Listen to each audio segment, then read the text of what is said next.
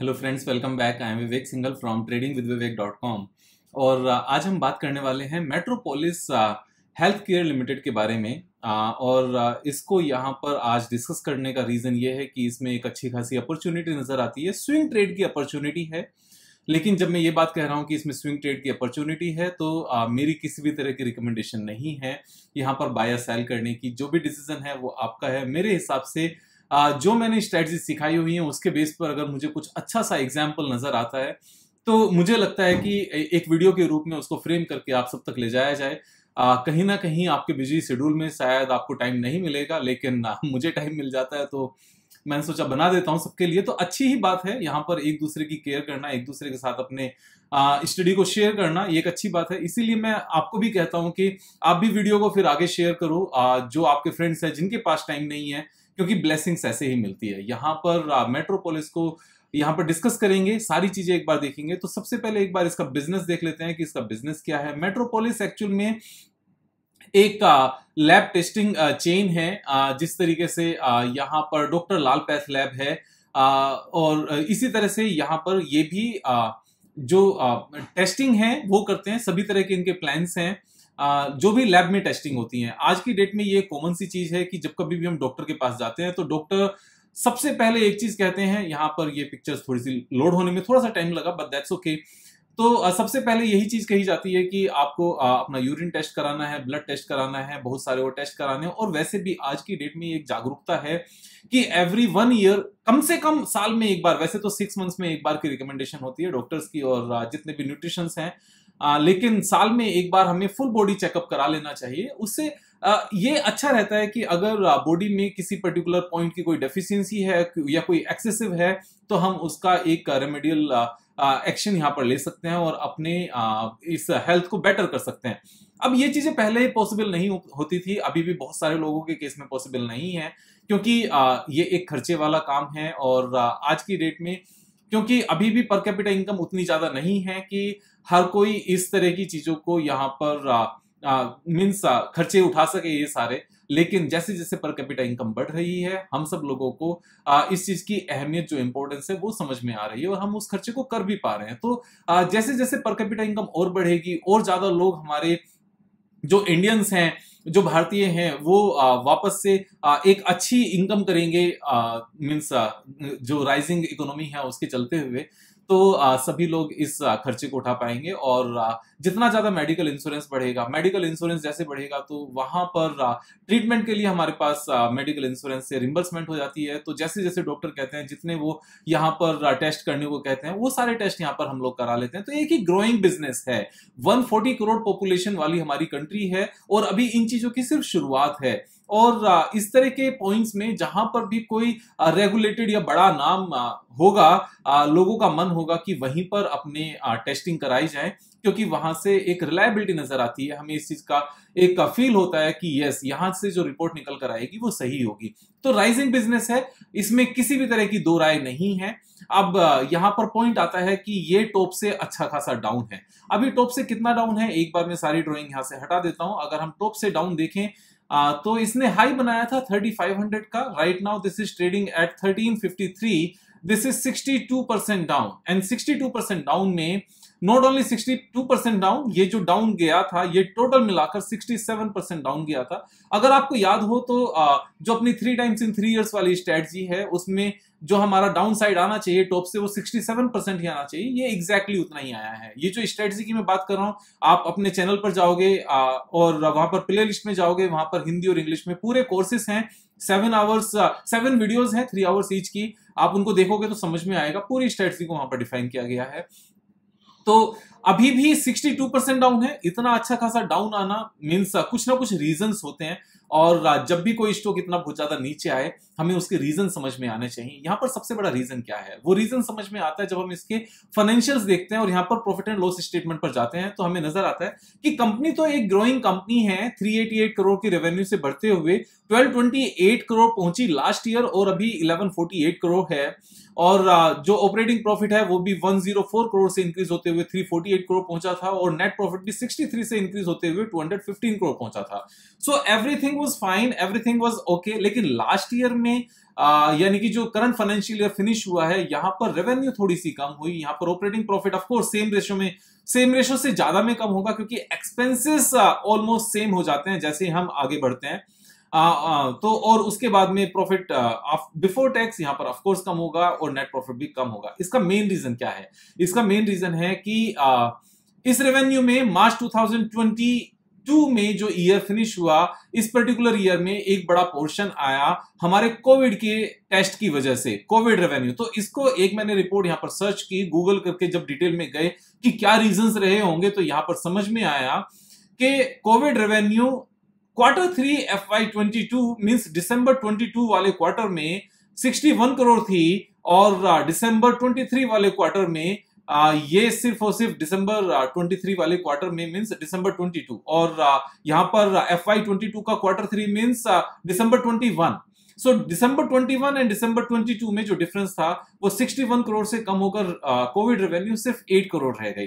तो यहां पर एक ही क्वार्टर में ऑलमोस्ट 50 करोड़ की रेवेन्यू का डिफरेंस रहा, ऑलमोस्ट 3-4 क्वार्टर्स में डिफरेंस रहे हैं, जिसकी वजह से ये रेवेन्यू एक्चुअल में ओवरऑल बेसिस पर 200 करोड़ का इंपैक्ट आता है कोविड के रेवेन्यू की वजह से, और हमें यहां पर ये डिफरेंस नजर आता है। अब डिफरेंस उतना ज्यादा नजर नहीं आता, जैसे हम 200 करोड़ के रेवेन्यू की यहां पर बात कर रहे हैं जो कम हुई होगी कोविड की वजह से। यहां पर जो डिफरेंस है वो 60 करोड़ के आसपास है, 60 नहीं 80 करोड़ के आसपास है। अब बाकी डिफरेंस यहां पर कहां गया जो 120 करोड़ के आसपास है? तो उस चीज को अगर हम देखें, जो नॉन कोविड रेवेन्यू है that has increase from 208 crore to 235 crore rupees. यानी कि अगर यहां पर ओवरऑल कोविड का इंपैक्ट खत्म कर दें तो कंपनी ने लगातार ग्रो किया है। हमेशा जब भी टेम्परेरी बेसिस पर किसी एक पर्टिकुलर क्वार्टर में या ईयर में रेवेन्यू कम हो जाए और पास्ट में उसका कंसिस्टेंटली ट्रैक रिकॉर्ड रहा हो, तो हमें इस बात को समझने की कोशिश करनी चाहिए उसका रीजन क्या है। जब उसका रीजन पता चलेगा तो हमें यह पता चलेगा कि वो रीजन टेम्परेरी है या वो रीजन परमानेंट है। अगर वो रीजन परमानेंट है तो आप ये बात समझ जाओ कि ये कंपनी अच्छी कंपनी नहीं रही और शायद लंबे टाइम तक ये चीजें बेकार रहेंगी। लेकिन अगर रीजन टेम्परेरी है तो यानी कि ये अगर टेम्परेरी रीजन की वजह से नीचे आया है, जैसे मैं पहले भी बता चुका हूं, अगर कंपनी अच्छी है, स्टॉक प्राइस फॉल हुआ, स्टॉक प्राइस फॉल होने का रीजन जो है वो टेम्परेरी रीजन है, it means this is the buying opportunity. तो यहां पर सेम ही चीज है, जो रेवेन्यू कम हुई, नेट प्रॉफिट कम हुआ, वो कोविड के रेवेन्यू के हटने की वजह से हुआ जो टेम्परेरी है। नॉन कोविड रेवेन्यू यहां पर इंक्रीज हुई है, अब इसकी वजह से स्टॉक प्राइस नीचे आता है, तो ये टेम्परेरी रीजन है, क्योंकि कोविड का इंपैक्ट वाला हमेशा नहीं रहेगा। अब यहां से लगातार जो नॉन कोविड रेवेन्यू है वो लगातार ग्रो करेगी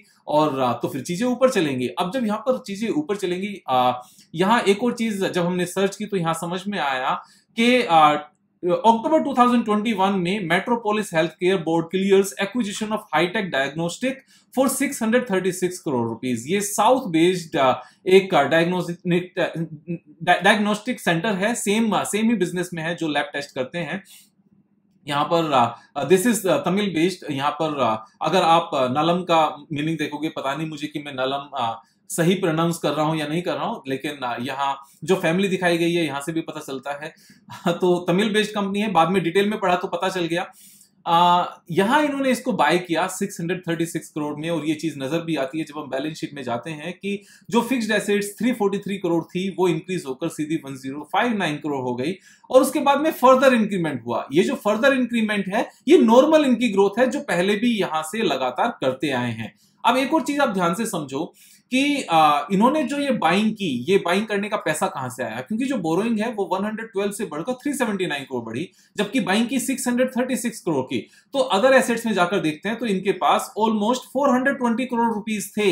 420 करोड़ प्लस 250 करोड़ यहां पर इन्होंने बोरोइंग उठाई और इन्होंने ये बाइंग की। अब जैसे ही इनके पास उसके बाद नेक्स्ट 1 ईयर में, आप ध्यान से समझना, 143 करोड़ की रेवेन्यू आई, नेट प्रॉफिट आया, इन्होंने अपनी डेट को कम कर दिया इमीडिएटली। तो यहां पर डेट का इमीडिएटली कम करना ये इनकी नीयत को दर्शाता है, ये मैनेजमेंट की अच्छी बात को दर्शाता है कि इससे अच्छा कुछ और नहीं होता, जहां पर मैनेजमेंट को जैसे ही मौका मिले लोन को रिपे करने का और डेट फ्री रहने का, वो इमीडिएटली उसको कर सके। तो ये अच्छी बात है, मींस लगातार ग्रो करते जाएं, जितना पैसा कमाया उससे, ये सारी चीजें सुपर्ब हैं। तो यहां पर किसी भी तरह की मुझे कोई दिक्कत नजर नहीं आती। एक और यहां पर बैड न्यूज हम उसको कह सकते हैं या फिर टेम्परेरी न्यूज कह सकते हैं, मेट्रोपोलिस हेल्थ के केस में, यहां पर मैं एक बार सर्च करता हूं, मेट्रोपोलिस हेल्थ केयर। और यहाँ अगर हम ईडी रेड की बात करें, ईडी केस, तो नजर आ जाएगा कि यहाँ पर शायद कुछ इनके ऊपर रेड हुई थी या ऐसा कुछ हुआ था, ईडी रेड या इनकम टैक्स रेड, इस तरह का IT raid, yes IT raid at Metropolis Healthcare in Mumbai concluded farms. तो ये सब चीजें ना, ये एक ऑनगोइंग पार्ट है, ये लगातार चलता रहेगा। कुछ भी अगर कहीं पर भी कोई संशय नजर आएगा तो इनकम टैक्स डिपार्टमेंट और ईडी का, एनफोर्समेंट डायरेक्टरेट का, ये एक उनकी ड्यूटी है, उनका काम है कि उस चीज को चेक किया जाए, वहां पर जाकर पता किया जाए और रेड की जाए। अगर कुछ गलत निकलता है तो उसको पेनल्टी लगाई जाए, और गलत नहीं निकलता है तो ठीक है। तो इस केस में भी अगर गलत निकलेगा तो यहाँ पर पेनल्टी लगेगी, और अगर पेनल्टी लग गई, गलत निकल गया, तो मैनेजमेंट अपने आप से सुधर जाएगी, क्योंकि ट्रैक रिकॉर्ड तो अच्छा है ही, डेट रखने का मन नहीं है, और अगर गलत नहीं निकला तो अपने आप में अच्छी बात है। तो आई am okay with both the points. और अगर इन सब न्यूज के चलते और इन सब चीजों के चलते यहाँ पर स्टॉक प्राइस 67% डाउन आ जाए तो अपने आप में चीजें अच्छी हो जाती हैं। एक पॉइंट और समझने वाला है यहाँ पर, जब हम पी रेशो की बात करें अगर, तो एक लेवल से ऊपर पी रेशो का होना वो कभी भी अच्छी बात नहीं होती। यहां पर पी रेशो एक पर्टिकुलर टाइम पर 91 के आसपास पहुंच गया था, जो अभी रिड्यूस होकर 47 है, और 47 का पी रेशो एक्चुअल में मीडियन से नीचे है। आई एम ऑलवेज ओके कि मीडियन से नीचे अगर कोई पर्टिकुलर पी रेशो है तो वो हाई नहीं है। अब यहां पर बात करते हैं कि 47 सस्ता होता है क्या, तो एक्चुअल में किसी भी कंपनी का पी रेशो देखना है तो उसको रिलेटिव टर्म्स में देखना है, और वो रिलेटिव टर्म्स क्या होती हैं, या तो वो पीयर ग्रुप होता है, मींस सेम सेक्टर की दूसरी कंपनीज, या खुद उसी कंपनी की हिस्ट्री होती है। यहां पर कंपनी की हिस्ट्री के बेस पर ये जो हिस्टोरिकल एवरेज है उससे नीचे है। So this is also okay. यहां पर फर्दर बात करें कि आरओसी कितनी है, 17% आरओसी है। प्रोमोटर होल्डिंग 49.8% है। और यहां शेयर होल्डिंग पैटर्न की बात करें तो पब्लिक के पास सिर्फ और सिर्फ 10.94% है, जो रिसेंट क्वार्टर में यहां पर कम हुआ है। रिसेंट क्वार्टर में एफआईआईज ने हिस्सेदारी यहां पर बढ़ाई है और डीआईआईज ने हिस्सेदारी बढ़ाई है। पब्लिक की हिस्सेदारी यहां पर 2% से कम हो गई है, ये एक प्लस पॉइंट है। अभी क्यों परचेजिंग हुई, अभी क्यों बाइंग हुई, क्योंकि जैसे मुझे यहां पर चीजें अच्छी लग रही है, नीचे सस्ती हो गई हैं और रीजन समझ में आ गए, यहां से ग्रोथ नजर आती है, ऐसे ही जो बाकी इन्वेस्टर्स हैं उनको भी सेम चीज नजर आती है। इसमें रॉकेट साइंस है ही नहीं, ये सिंपल सा क्राइटेरिया है। अब बात करते हैं यहाँ पर टेक्निकल्स की। सो फर्स्ट टेक्निकल मैंने आपको बताया कि इतना ज्यादा डाउन आना ये अपने आप में प्लस पॉइंट है। सेकंड है यहां पर एक रेंज में इस स्टॉक का ट्रेड करना। अब जब ये एक रेंज में यहां पर स्टॉक प्राइस ट्रेड करता है, और इस रेंज को मैं सेम ही ले लेता हूं जहां पर अभी स्टॉक प्राइस है, तो आपको ये चीज साफ साफ नजर आएगी। This is a range of 33%। इस रेंज में पहले भी नीचे से ऊपर जा चुका है स्टॉक प्राइस, फिर दोबारा से सेम तरीके से नीचे से ऊपर जा चुका है, फिर वापस से एक बार थर्ड टाइम नीचे से ऊपर जा चुका है, 3 बार सेम रेंज में ट्रेड कर चुका है, और अभी भी वापस से यहीं पर सेम अपॉर्चुनिटी है कितना पैसा बनाने की, 33.02% पैसा बनाने की।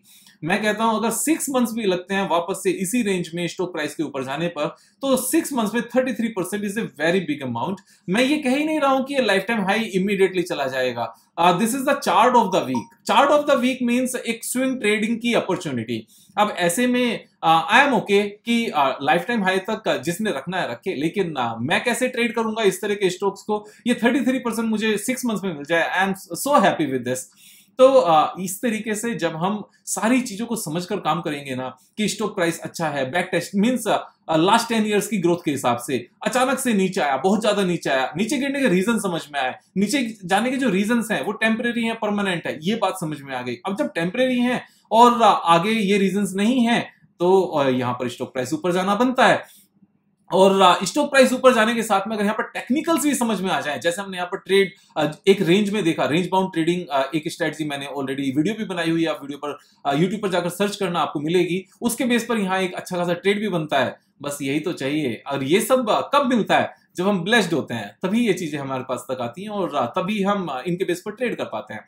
तो यहां पर आपने अपनी समझ के हिसाब से ट्रेड करना है। मेरा काम था एक अच्छी चीज को फाइंड आउट करके आपके सामने तक लेकर आना, जिससे एक एग्जाम्पल के तौर पर आप इन सब चीजों को समझ सको, कैसे बिजनेस समझना है, कैसे यहाँ पर फाइनेंशियल समझना है, कैसे स्टॉक प्राइस के नीचे जाने के रीजन समझने हैं, और वो रीजन आज की डेट में है या नहीं है, और उसके साथ में टेक्निकल को इसके साथ कपल करना है, और मजे करने हैं, पैसे कमाने हैं। यहाँ पर मैं पैसे कमा रहा हूं, आप भी कमाओ, मैं आपके साथ अपना एक्सपीरियंस शेयर कर रहा हूं, आप भी दोस्तों के साथ शेयर करो, सब्सक्राइब कराओ। कल फिर मिलेंगे एक नई वीडियो के साथ, तब तक जय हिंद।